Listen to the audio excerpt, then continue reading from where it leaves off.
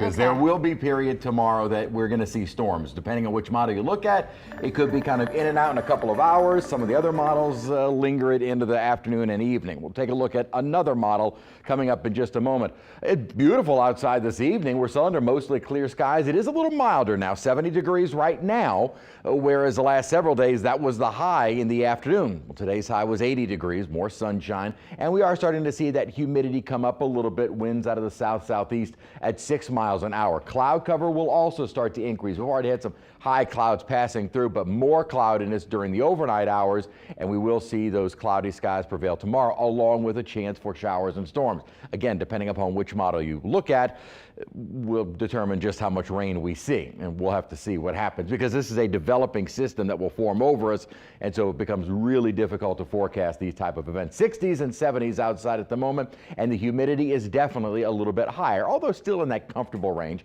It probably won't be quite so comfortable during the afternoon hours with those thunderstorms rolling through. It will definitely have a more humid feel to the air just before and probably just after that rainfall, because we're not going to see a cold front until later tomorrow night and more so into early Sunday. Winds light, but out of the south, helping to bring back that Gulf moisture. And here's the culprit. This is an upper level low developing. Now, this is going to do two things for us. One, it'll develop that upward disturbance, kind of a little what we call an impulse over us, and that'll bring in the rainfall. Again, the timing is still in question. And it's also going to develop a cold front, which will move through early on Sunday. Sunday itself looks gorgeous. We should start to see plenty of sunshine, if not right away in the morning, I think through the midday and afternoon hours. But the temperatures coming down, humidity coming down, and that good feel air will take us right into the start of next week. Storms are already starting to fire up out over parts of south central Texas with that upper trough. And what we're waiting on is the development of that low, or kind of a little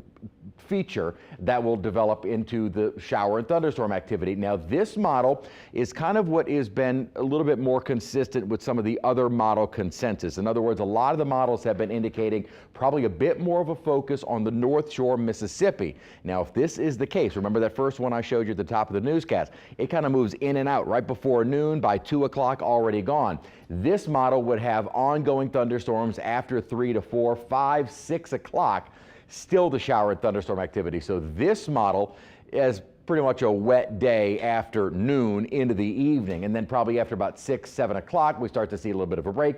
More storms during the early morning hours of Sunday, but by daybreak that rainfall is gone as the cold front has pushed through. In terms of severe weather, with that little cluster of storms developing and the front itself, we have a low end threat for some isolated strong to severe storms.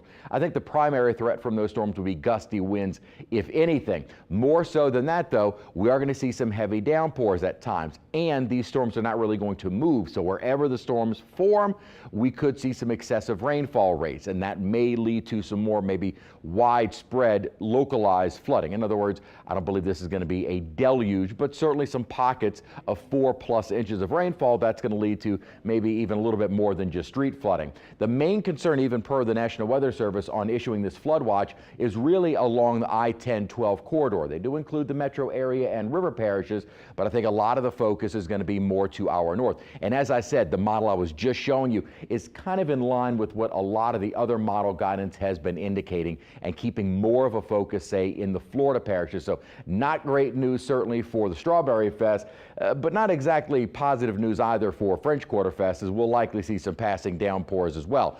The first model has it moving in and out very quickly. That'd be great. Second one kind of has a lingering rain chance through the afternoon and evening.